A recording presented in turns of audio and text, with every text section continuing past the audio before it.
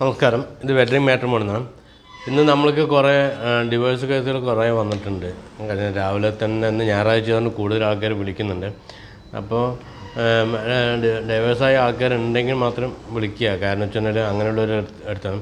ചിലപ്പോൾ ഈ first marriage ഉള്ളവർ സെക്കൻഡ് മാരേജ് എടുക്കാനുണ്ട്. കുട്ടികളില്ലെങ്കിൽ നമുക്ക് എടുത്താൽ മതി കേട്ടോ. അങ്ങനെയുള്ളവർ വേണമെങ്കിൽ വിളിക്കാം. നിങ്ങൾക്ക് കേരളത്തിൽ തന്നെ പെണ്ണുങ്ങൾ വേണമെന്നുള്ളവർ സെക്കൻഡ് മാരേജ് കുഴപ്പമൊന്നുമില്ലെങ്കിൽ നിങ്ങൾ എടുക്കാം. കാരണം വെച്ചാൽ ഇന്ന് വന്നിരിക്കുമ്പോൾ മുഴുവൻ വലിയ വയസ്സുകളില്ല. 26 വയസ്സുള്ളൊരു പെൺകുട്ടി തന്നെ വന്നിരിക്കുന്നു.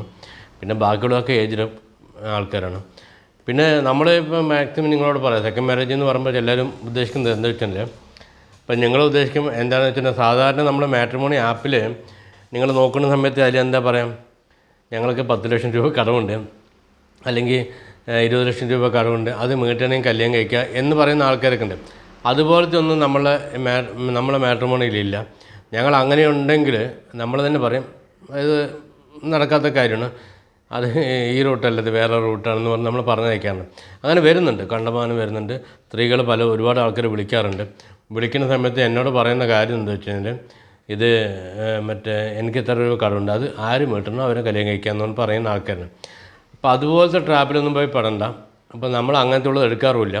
അപ്പം നല്ല രീതിക്ക് തന്നെയാണ് ചെയ്യുന്നത്. അതുകൊണ്ട് ദയവായിട്ട് ആർക്കാ താല്പര്യമുള്ളവർ നമ്മളെ വിളിക്കാം, മനസ്സിലായോ.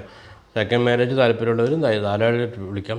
പിന്നെ ഈ കുട്ടികളുള്ളതൊന്നും എടുക്കാതിരിക്കുന്നത് നല്ലത്. കാരണം നമുക്ക് ഇന്നലെയും നാളെ പണിയിടും. നേരെ വെച്ചാൽ നമുക്ക് കുട്ടികളുണ്ടെങ്കിൽ മറ്റുള്ള ലേഡീസിൻ്റെ സൈഡിൽ നിന്ന് കുട്ടികളില്ലാത്തത് നമുക്ക് എടുക്കാം, കുട്ടികളുണ്ടെങ്കിൽ എടുക്കാം.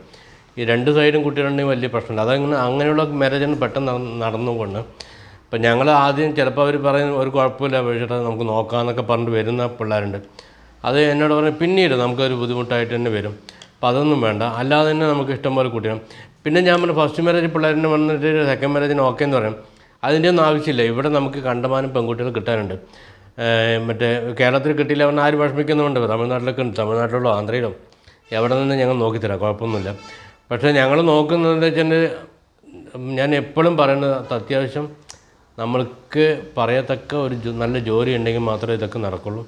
അതുണ്ടെങ്കിൽ ഉള്ളവർ മാത്രം നമ്മൾ വിളിക്കുക. കാരണം വെച്ചാൽ നമ്മൾ ഒരു ജോലിയില്ലാത്ത ഞാൻ റിയൽ എസ്റ്റേറ്റ് ബ്രോക്കറാണ്, ഇതാണ് ഞാൻ ട്രേഡറാണെന്നൊന്നും പറഞ്ഞ് നടക്കില്ല. അപ്പോൾ നിങ്ങളൊരു കാര്യം ചെയ്യുക, നല്ല ജോബുള്ള ആൾക്കാർ ദയവായിട്ട് വിളിക്കുക. വിളിച്ചു കഴിഞ്ഞാൽ നമുക്ക് എത്രയും പെട്ടെന്ന് കാര്യങ്ങൾ നടത്തി തരാൻ പറ്റും.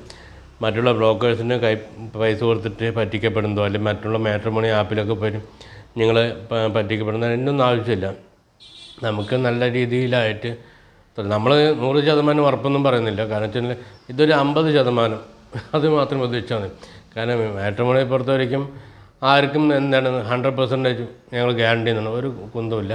അപ്പോൾ നമ്മൾ പറയുന്നത് 50% നമ്മൾ എന്ത് ചെയ്യാം, നിങ്ങൾക്ക് വിശ്വസ്തയോടെ നമുക്ക് വർക്ക് ചെയ്യുന്നവർക്ക് ഞാൻ ഒറ്റയ്ക്കൊന്നുമല്ല, കണ്ടമാനം ആൾക്കാർ നമ്മളുടെ ബാക്ക് എൻഡിൽ വർക്ക് ചെയ്യുന്നുണ്ട്, മനസ്സിലായോ. അപ്പോൾ കൂടുതലായിട്ട് നമ്മൾ എത്രയും പെട്ടെന്ന് നിങ്ങൾക്ക് ആവശ്യക്കാർക്കല്ല, അത്യാവശ്യക്കാരാണ് ഞങ്ങളെ വിളിക്കേണ്ടത്. ഞാൻ എന്നും പറയാറുള്ളതാണ്, ആവശ്യക്കാർക്കുള്ളതല്ല അത്യാവശ്യക്കാർക്കാണെന്നുള്ളത്. അത് മനസ്സിലാക്കി നിങ്ങൾ വിളിക്കാം കേട്ടോ. ഇതാണ് എൻ്റെ നമ്പർ അടുത്തുണ്ട്.